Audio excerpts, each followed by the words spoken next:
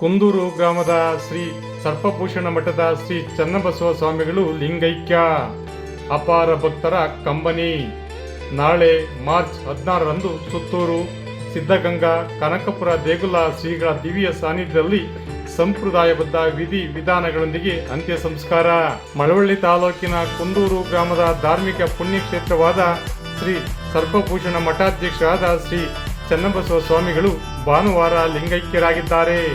ಹೊಸಳ್ಳಿ ಗ್ರಾಮದ ಶ್ರೀಮತಿ ಪಾರ್ವತಮ್ಮ ಮಾದಪ್ಪನವರ 5 ಮಕ್ಕಳಲ್ಲಿ 4ನೇ ಪುತ್ರರಾಗಿ ಜನಿಸಿದ ಇವರು ತಮ್ಮ 25ನೇ ವರ್ಷದಲ್ಲೇ ಮೇದಿನಿ ಶ್ರೀಗಳ ನಂತರ ಕುಂದೂರು ಗ್ರಾಮದ ಇತಿಹಾಸ ಪ್ರಸಿದ್ಧ ಸರ್ಪಭೂಷಣ ಮಠದ ಶ್ರೀಗಳಾಗಿ ಪಟ್ಟಾಧಿಕಾರ ಸ್ವೀಕರಿಸಿದ್ದರು.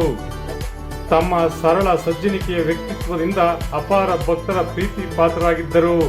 ಸರ್ಪಭೂಷಣ ಮಠಾಧ್ಯಕ್ಷರಾಗಿ ಸುದೀರ್ಘ 30 ವರ್ಷ ಶ್ರೀಮಠದ ಹಲವಾರು ನಾನಾ ಧಾರ್ಮಿಕ ಕಾರ್ಯಕ್ರಮಗಳು ನಡೆಸಿಕೊಂಡು ಬರುವುದರೊಂದಿಗೆ ಸುತ್ತಮುತ್ತಲ ಗ್ರಾಮಗಳ ಬಡ ಜನರ ನೆಚ್ಚಿನ ಗುರುಗಳಾಗಿ ಹೆಸರು ಗಳಿಸಿದ್ದರು. ಭಕ್ತರ ಬಗ್ಗೆ ಅಪಾರ ಕಾಳಜಿ ಇದ್ದ ಇವರು ಸರ್ಪಭೂಷಣ ಮಠದ ಪುನರ್ಜೀವನಗೊಳಿಸಿ ಭಕ್ತರಿಗೆ ಇನ್ನೂ ಹೆಚ್ಚಿನ ಸೇವೆಗಳನ್ನು ನೀಡುವ ಸಂಕಲ್ಪದೊಂದಿಗೆ ಕಾಯಕ ಮಾಡುತ್ತಿದ್ದರು.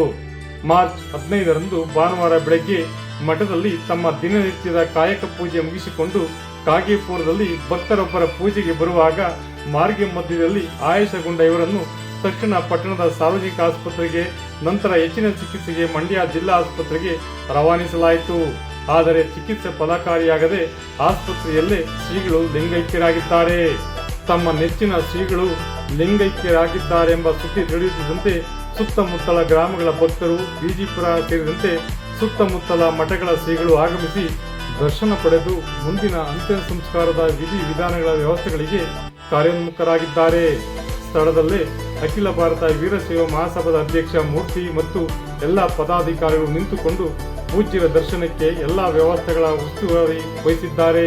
ಪೂಜ್ಯರ ಪಾರ್ಥಿವ ಶರೀರವನ್ನು ಭಾನುವಾರ ಮಧ್ಯಾಹ್ನ ಕುಂದೂರು ಗ್ರಾಮದ ಸರ್ಪಭೂಷಣ ಮಠಕ್ಕೆ ತರಲಾಗಿದ್ದು, ಆಗಮಿಸುವ ಭಕ್ತರಿಗೆ ಅಂತಿಮ ದರ್ಶನಕ್ಕೆ ಎಲ್ಲ ವ್ಯವಸ್ಥೆ ಮಾಡಲಾಗಿದೆ. ಸೋಮವಾರ ಮಧ್ಯಾಹ್ನ 1 ಗಂಟೆಗೆ ಸುತ್ತೂರು ಸಿದ್ಧಗಂಗಾ ಕನಕಪುರ ದೇಗುಲ ಮಠದ ಶ್ರೀಗಳು ಸೇರಿದಂತೆ ತಾಲೂಕಿನ ಹರಗುರು ಚರಮೂರ್ತಿಗಳ ದಿವ್ಯ ಸಾನ್ನಿಧ್ಯದಲ್ಲಿ ಸಂಪ್ರದಾಯಬದ್ಧ ಪೂಜಾ ವಿಧಿ ವಿಧಾನಗಳೊಂದಿಗೆ ಅಂತ್ಯ ಸಂಸ್ಕಾರ ನಡೆಯಿದೆ ಎಂದು ಕುಂದೂರು ಬೆಟ್ಟದ ರಸಸಿದ್ದೇಶ್ವರ ಮಠದ ಶ್ರೀ ನಂಜುಂಡ ಸ್ವಾಮಿಗಳು ತಿಳಿಸಿದ್ದಾರೆ. ಲಿಂಗೈಕ್ಯ ಶ್ರೀಗಳಿಗೆ ಮಾಮರ ಮೀಡಿಯಾದ ವತಿಯಿಂದ ಭಾವಪೂರ್ಣ ಶ್ರದ್ಧಾಂಜಲಿ ಸಲ್ಲಿಸಲಾಗಿದೆ.